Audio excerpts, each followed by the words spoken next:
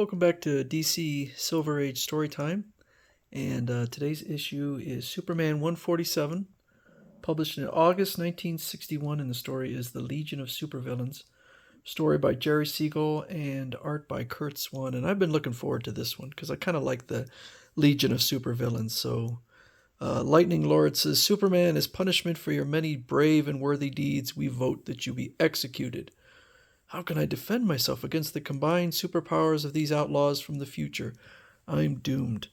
Extra, Crypto battles Titano. I kind of want to read that story, but don't have it. So it says, years ago when Superman was the teenage Superboy of Smallville, he journeyed into the distant future and became a member of the superhero club whose members each have one superpower. Superman has never forgotten that thrilling, astounding experience. In fact, he often fondly recalls it. However, one day the Man of Steel meets another club from the future, whose members each possess a superpower. This encounter proves anything but pleasant, for these beings are the evil, ruthless members of the Legion of Supervillains. So we open with Lex Luthor in prison, and he asks the warden, I'd like to do something helpful like repairing the other convicts' broken radios. Splendid, yet nothing could possibly go wrong. Well, in a previous story, he speculated that if there were a legion of superheroes, there must be a legion of supervillains. Seems like quite a leap, but he is correct. And so I guess taking the radio parts, he manages to make a device where he can speak into the future. And I tell you, Lex, why not just sell your devices and quit this vendetta against Superman? So they send him 3 items. We heard your summons. Use these objects to escape. Luthor will join you soon in your own time. So he escapes. They can't stop him. The guard says, Luthor is flying off. That must be some kind of anti-gravity belt he's wearing. Oh, yeah, that's who wouldn't just assume that? So he finds them. We have Cosmic King, who has the power of transmutation. So they have they're like analogies of the Legion of Superheroes, the original 3. But Cosmic King's ability is to transmute any substance into something else, which is an unbelievable power. Although it is basically the same as Firestorm, but Firestorm was ridiculously overpowered. So that is, I guess Cosmic Boy's power of magnetism, it's sort of the same as like Magneto, but still, Cosmic King seems ridiculously powerful. So he goes through and explains his origin story. Then Lightning Lord is the brother of Lightning Lad, and I guess he was caught in the same origin. Now, one thing to note is these are all adults, okay? And again, Jerry Siegel seems to have this belief that time works concurrently in the future in the past. So if Superman is now Superboy is now Superman, then the Legion of Superheroes must be adults also. So they are adults, but also the Legion of Superheroes are adults, which is not something that was used in the future. So Lightning Lord has the power of lightning. And then we have Saturn Queen, who has the same powers as Saturn Girl, who is now Saturn Woman because she's an adult, although we never see her.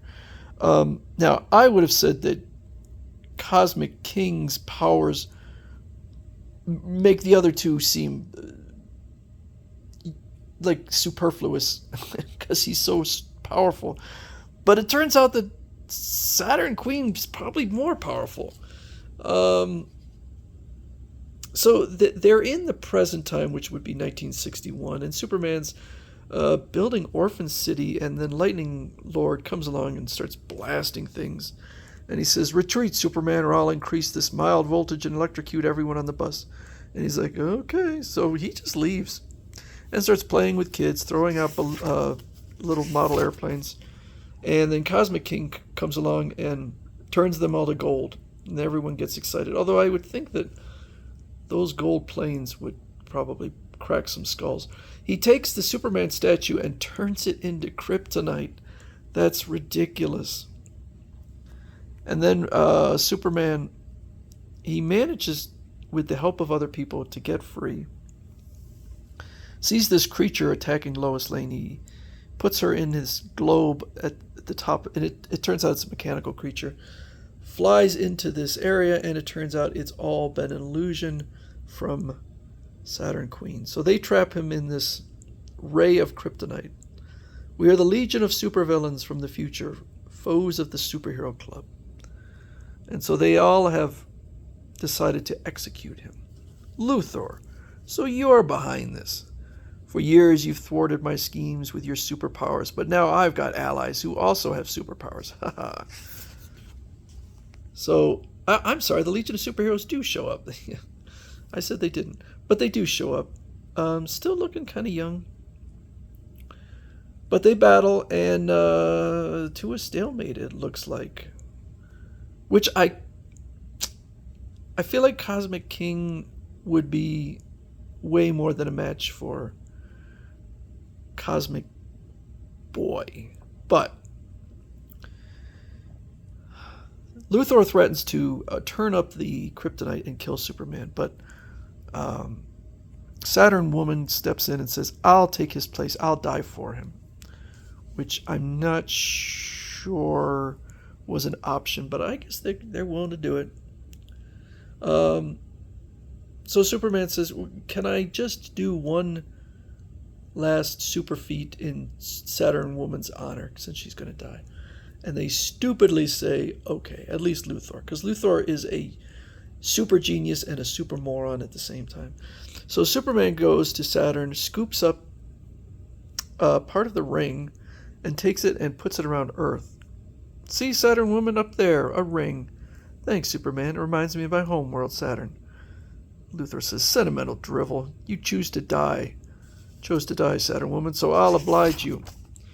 But then Saturn Woman uses her powers to control all three of the other villains.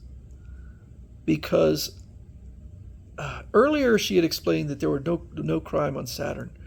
And so Superman speculated that it's because of the ring that somehow affects the residents of Saturn and turns them all good. So it turns her good. And she says, I'm glad from now on I'll use my powers for good like Saturn Woman. We also saw earlier, Saturn Girl was able to control the minds of the entire Smallville. So I don't think they have those powers anymore, because that is crazy powerful. So I don't think she can do that anymore. But Superman takes Luthor back. He's all glum because he stupidly allowed Superman free. Shortly as the superheroes' time machine takes the supervillains back to their own... Oh, okay. I thought they were still in the past. They went into the future at some point. When did they do that? Right, I'm not sure when they went to the future, but now they're going to the past. I'm sure law courts of the future will be lenient with Saturn Queen. Returned to prison on Earth, Luthor builds another device to contact the future, but Lightning Man replying, so that's Lightning Man, not Lightning Lord.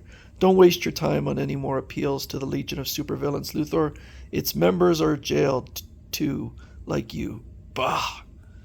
Poor Luthor. Anyway, I like the Legion of Supervillains. Their roster did expand greatly, but they were not used that often.